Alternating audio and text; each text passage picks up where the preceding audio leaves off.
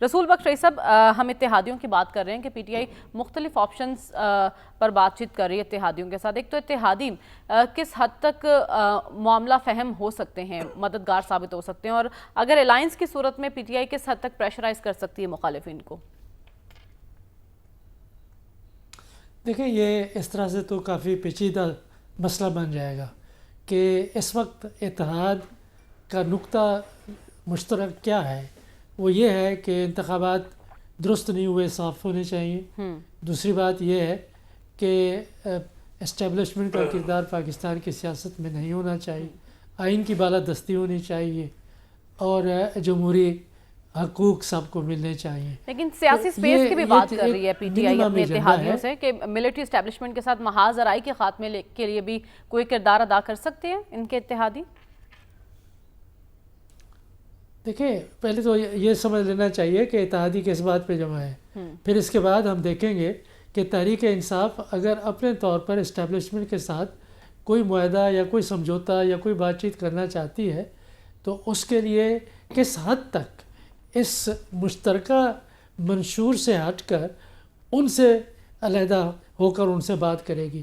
کہ یہ تو پیچیدہ مسئلہ ہو جائے گا نا تحریک انصاف کے لیے کہ اسٹیبلشمنٹ سے بات ہو یا نہ ہو، اور ان سے سمجھوتا کرنے سے پہلے وہ جن کے ساتھ اس نے اتحاد کیا ہے اور جن کے ساتھ پچھلے 2-1 سال سے وہ چل رہی ہے لولی لنگڑی اتحاد ہی صحیح، کمزور ہی صحیح، وہ اس کو بھی وہ ختم کر دے گی.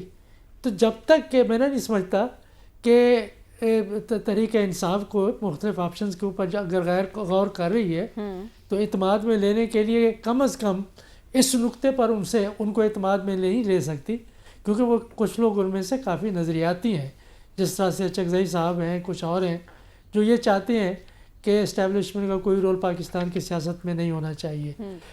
تحریک انصاف کے بارے میں بھی ذرا ذہن میں تھوڑی سی ایک جو تضادات لوگوں کے ذہن میں پائے جاتے ہیں ان کو صاف کر دینا چاہیے. پہلی بات تو یہ ہے کہ تحریک انصاف کوئی نظریاتی جماعت نہیں، تحریک انصاف کوئی انقلابی جماعت نہیں، تحریک انصاف کوئی عوام کو متحرک کر کے یہاں پہ حکومت کو مفلوج نہیں کر سکتی.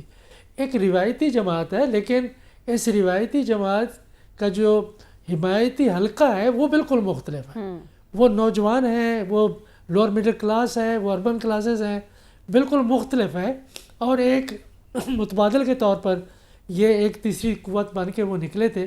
جب اقتدار میں رہے تو ظاہر ہے پھر انہوں نے بھی سمجھوتے کیے. تو اسٹیبلشمنٹ کے ساتھ جہاں تک پی ٹی آئی کی بات ہے، یہ فیصلہ میرا خیال ہے کہ پی ٹی آئی نے نہیں کرنا، یہ فیصلہ اسٹیبلشمنٹ نے کرنا ہے کہ وہ کیا فیصلہ کرتے ہیں، وہ کس حد تک پی ٹی آئی کو شامل کرنا چاہتے ہیں اس نظام میں. لیکن دوسرا فیصلہ پی ٹی آئی نے بھی کرنا ہے ایک لحاظ سے، وہ یہ ہے کہ یہ جو بندوبستی نظام ہے کیا وہ بندوبستی نظام کا حصہ بننا چاہتی ہے. اگر بندوبستی نظام کا حصہ بننا چاہتی ہے تو پھر جو موجودہ نظام ہے اس کے خلاف وہ کیا کچھ کر سکتی ہے؟ کچھ بھی نہیں کرے گی. کہ بندوبستی لیکن ایک نظام فیصلہ کو تسلیم یہ بھی کر رہے ہیں وہ کہ عید کے بعد تحریک چلانے کے حوالے سے بھی بات چیت کی جا رہی ہے اتحادیوں کو ساتھ ملا کر. دیکھیں، جب آپ مشکل صورتحال میں ہوں، حزب اختلاف ساری دنیا میں اور پاکستان کی تاریخ میں بھی مشکل حالات میں بھی ہو تو وہ ایک آپشن پہ تو کام نہیں کرتی، وہ کئی آپشنز پہ کام کرتی ہے کہ دیکھتے ہیں کہ کون سا راستہ کھلتا ہے، کس راستے پہ چلتے ہیں. تو یہ یعنی آپ کہہ رہے ہیں کہ عید کے بعد تحریک چلانا آخری آپشن ہو سکتا ہے، اس سے پہلے بھی ملٹیپل آپشنز پر کام ہو رہا ہے پی ٹی آئی کی طرف سے. دیکھیں، کبھی کوئی آپ پاکستان کی تاریخ میں کبھی کوئی آخری آپشن رہا ہے؟ کبھی نہیں ہوگا کہ یہ آپشن ہمارا آخری ہے، یہ قدم ہمارا آخری ہے. کوئی آخری جلسہ ہوتا ہے، نہ جلوس ہوتا ہے، نہ مارچ ہوتا ہے، نہ اتحاد ہوتا ہے، نہ سمجھوتا ہوتا ہے، نہ بات چیت ہوتی ہے. سیاست بڑا ایک فلوئڈ قسم کا نظام ہے، گیم ہے، جس میں کہ ہر چیزیں متحرک رہتی ہیں، عناصر اس کے تبدیل ہوتے رہتے ہیں، اور جو کردار ہیں وہ مختلف نوعیت کے آتے ہیں، حالات تبدیل ہوتے ہیں. اور صرف یہ نہیں ہے کہ پاکستان کے حالات، دنیا کے علاقے کے.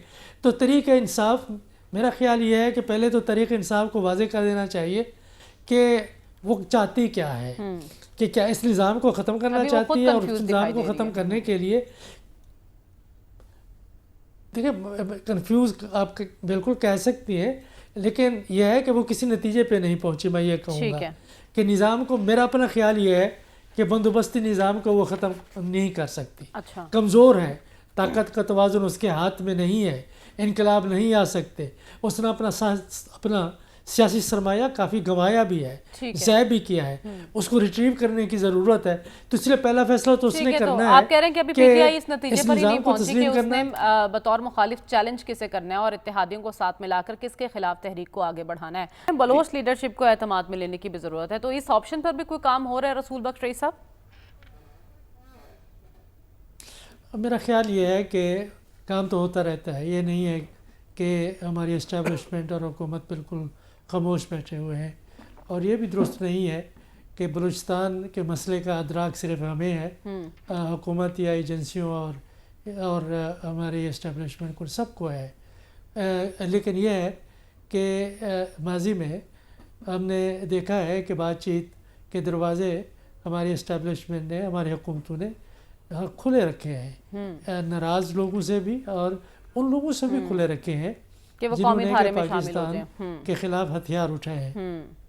ان سے بھی کہ اگر انہیں اپنے ماضی کے کارناموں سے توبہ کر لی ہے اور وہ قومی دھارے میں آنا چاہتے ہیں تو وہ دروازے آج بھی ان کے لیے کھلے ہیں.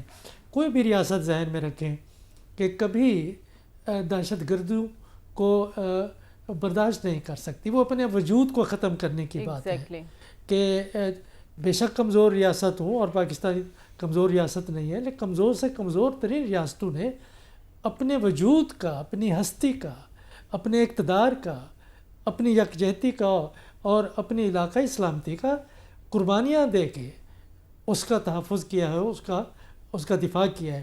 وہ پاکستان کو بھی کرنا پڑے گا.